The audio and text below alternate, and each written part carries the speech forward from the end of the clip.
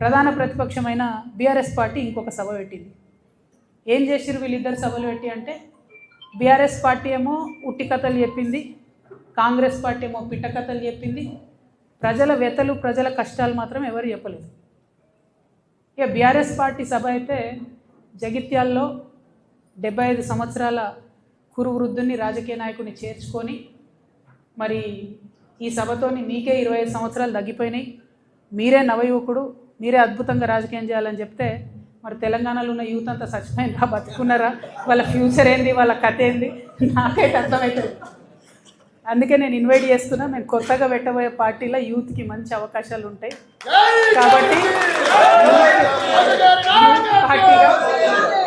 Young పార్టీగా ఉండేటటువంటి కొత్త చేంజ్ తీసుకొచ్చే పార్టీ వైపు ప్రజలు చూడాలని చెప్పి నేను రిక్వెస్ట్ చేస్తూ ఉన్నా.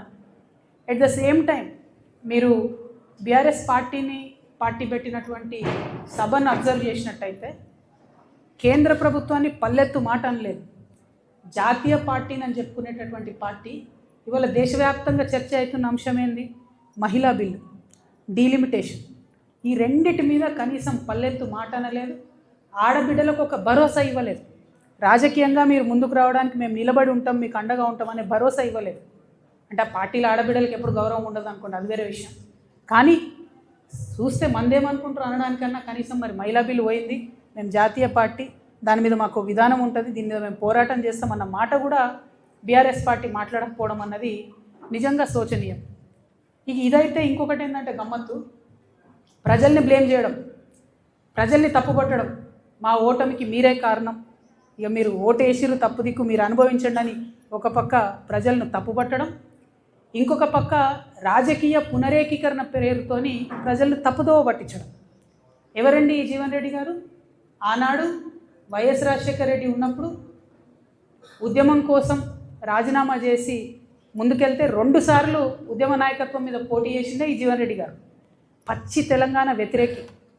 రాజశేఖర రెడ్డి ఉంటే చాలు నాకు తెలంగాణ ఎందుకన్న వ్యక్తిన.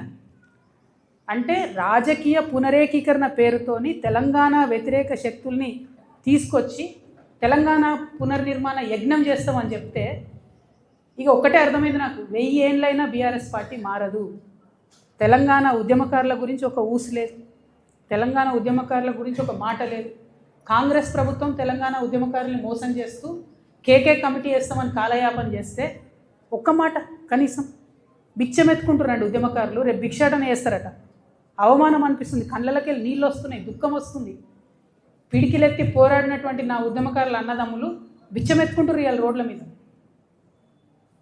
మరి ఏం పునరేకీకరణ? వైఎస్ రాజశేఖర రెడ్డి కావాలన్న వాళ్ళతో పునరేకీకరణ. తెలంగాణ ప్రజలు, ముఖ్యంగా తెలంగాణ మేధావులు ఆలోచించాలని నేను కోరుతా ఉన్నా. ఇక వీళ్ళు ఒక రకమైతే కాంగ్రెస్ పార్టీ పెద్ద సభ, అధికారంలో ఉన్నారు, ఆర్భాటం హంగు, పెద్ద సభ పెట్టి ఏం మాట్లాడతారు వాళ్ళు? గుంటనక్క నిన్న ఢిల్లీ పోయింది, గుంటనక్క నిన్న ఢిల్లీ పోయింది. గుంపు మేస్త్రి ఏమంటాడు? ఆ గుంటనక్క ఢిల్లీకి ఎందుకు పోయిందో నాకు తెలుసు, ఆర్ఎస్ఎస్ పెద్దల్ని కలవడానికి పోయింది, కాళేశ్వరం కేసులు ఏదో అవుతుంది అందుకే పోయింది. నాకు సంపూర్ణంగా కోర్ట్స్ మీద విశ్వాసం ఉందండి, నాకు సంపూర్ణంగా కోర్ట్స్ మీద వాళ్ళ జడ్జిమెంట్ మీద విశ్వాసం ఉంది.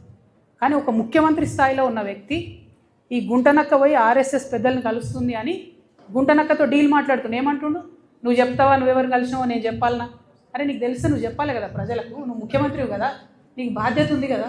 అట్లా కాకుండా డీల్ మాట్లాడుతున్నాడు. నీకు తెలుసా, నాకు తెలుసు నువ్వు ఎక్కడికి పోయినావో నేను చెప్తా. ఏం మాటలు ఇవి? అంటే ముఖ్యమంత్రి స్థాయిలో ఉన్నటువంటి వ్యక్తి కోర్టులలో ఉన్న తీర్పుల్ని ప్రభావితం చేయగలుగుతారు కొంతమంది అనేటటువంటి డైరెక్ట్గా మాట్లాడుతూ సంపూర్ణంగా రాజ్యాంగాన్ని, రాజ్యాంగబద్ధ సంస్థల్ని స్లైటన్ చేస్తూ ప్రజలకు ఏమాత్రం విశ్వాసం లేకుండా చేస్తున్నారు. అంతేకాకుండా ఏమంటాడు ఆయన?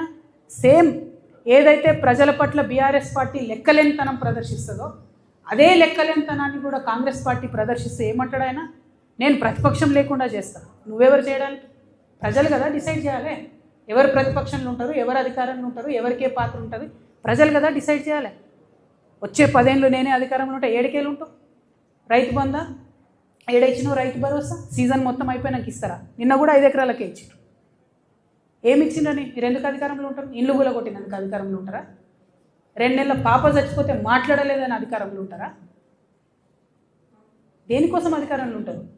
ఒక ఉద్యోగం ఇచ్చిరాని అధికారంలో ఉంటారా? జాబ్ క్యాలెండర్ ఇచ్చిరాని అధికారంలో ఉంటారా? దేనికోసం ఉంటారు అధికారంలో? ఎట్లా లేకుండా చేస్తారు ప్రతిపక్షాన్ని? ఏ లెక్కలేనితనం బీఆర్ఎస్ పార్టీ ప్రజల పట్ల ఇప్పటికీ ప్రదర్శిస్తున్నదో, ప్రజలే తప్పు చేసిరంటే ఆత్మవిమర్శ చేసుకుంటలేదు బీఆర్ఎస్ పార్టీ. అందుకే అంటున్నాయి 1000 ఏళ్ళైనా బీఆర్ఎస్ పార్టీ మారదు, అదే తోవలో కాంగ్రెస్ పార్టీ కూడా పోతున్నది తప్పితే వేరే ఏం లేదు. వీళ్ళిద్దరూ తూకిత్తా అంటే తూకిత్తా, నేను సభ పెట్టినా, నేను పెద్ద సభ పెట్టినా, ఇది తప్పితే బల ప్రదర్శన తప్పితే ప్రజల గురించి మాట్లాడింది లేదు, ప్రజల కోసం ఆలోచించేది లేదు. డెఫినెట్గా మారాలి పాలిటిక్స్. దయచేసి పాలిటిక్స్ మారాలి, ప్రజల సెంట్రిక్గా పాలిటిక్స్ జరగాలి, నాయకుల సెంట్రిక్గా కాదు, పార్టీల సెంట్రిక్గా కాదు. ప్రజలకు ఏదైనా ఇబ్బంది ఉంటే దాన్ని అడ్రస్ చేసేటట్టు రాజకీయ నాయకత్వం ఉండాలి. దానికోసమే ఈ రాష్ట్రంలో కొత్త రాజకీయ శక్తిగా మేము ఆవిర్భవించబోతా ఉన్నాం. 25వ తారీఖు నాడు ప్రజలందరినీ నేను రిక్వెస్ట్ చేస్తూ ఉన్నా, దయచేసి కథలు రండి, తరలి రండి. ఒక ఆడబిడ్డగా నేను ఒక ప్రయత్నం చేద్దాం అనుకుంటున్నా, ఒక కొత్త తరహా రాజకీయం చేద్దాం అనుకుంటున్నాను.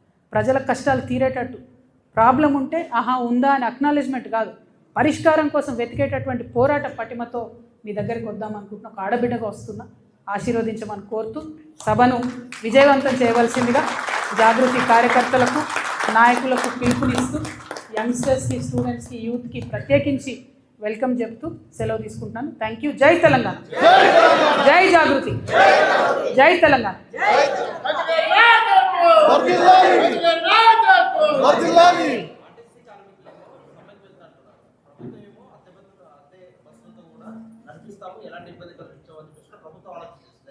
ఎగ్జాక్ట్లీ, లెక్కలేనితనం అండి. కార్మికులు అంటే లెక్కలేనితనం. ఇవాళ జరుగుతున్నది ఏంటిది? ఆర్టీసీలో మొత్తంగా ప్రైవేట్ ఎలక్ట్రిక్ బస్సులను కొనుక్కొచ్చి, అవి కూడా కొంటలేరు, కిరాయికి తెస్తారు.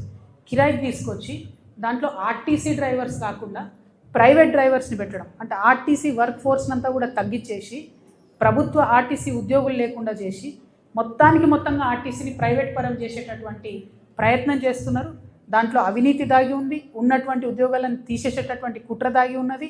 అన్నిటికన్నా ప్రాబ్లం ఏమవుతుందంటే గవర్నమెంట్ ఆర్టీసీ డ్రైవర్లు వెల్ ట్రైన్డ్ ఉంటారు, భద్రంగా బస్సు నడపగలుగుతారు. కానీ వచ్చేటటువంటి ప్రైవేట్ డ్రైవరు ట్రైనింగ్ ఉందా లేదా కూడా కనీసం ఈ ప్రభుత్వాలు చూస్తలేవు. కేవలం ఆ వచ్చేటటువంటి ప్రైవేట్ సంస్థలకు లబ్ధి చేకూర్చడం, వాళ్లకు అదనంగా బెనిఫిట్ ఎట్లా చేయాలి, దాంట్లో వీళ్ళ కమిషన్ ఎట్లా రావాలనే ఆలోచన తప్పితే ఇంకొకటి లేదు. రాష్ట్ర వ్యాప్తంగా కూడా చాలా డిపోలలో ఓన్లీ ఎలక్ట్రిక్ బస్సులను పెట్టుకుంటా ఉన్నారు. ఆ ఎలక్ట్రిక్ బస్సులలో కూడా ఆర్టీసీ డ్రైవర్లు ఉండాలి, గవర్నమెంట్ డ్రైవర్లు ఉండాలని చెప్పి మేము డిమాండ్ చేస్తున్నాం. ఏదైతే ఆర్టీసీని విలీనం చేస్తామని చెప్పి మాట ఇచ్చి కాంగ్రెస్ పార్టీ అధికారంలోకి వచ్చిందో దాని ఊసు లేకుండా ఇవాళ కార్మికులంతా కూడా మరి ప్రశ్నిస్తుంటే కర్కశంగా అణచివేసే ప్రయత్నం చేస్తున్నారు. కాబట్టి ఆర్టీసీ కార్మికులకు మేము భరోసా ఇస్తూ ఉన్నాం, ఖచ్చితంగా మీ వెంట మేము ఉంటాం, గట్టిగా ఫైట్ చేద్దాం, మన హక్కుల్ని సాధించుకుందాం. Thank you. జై తెలంగాణ.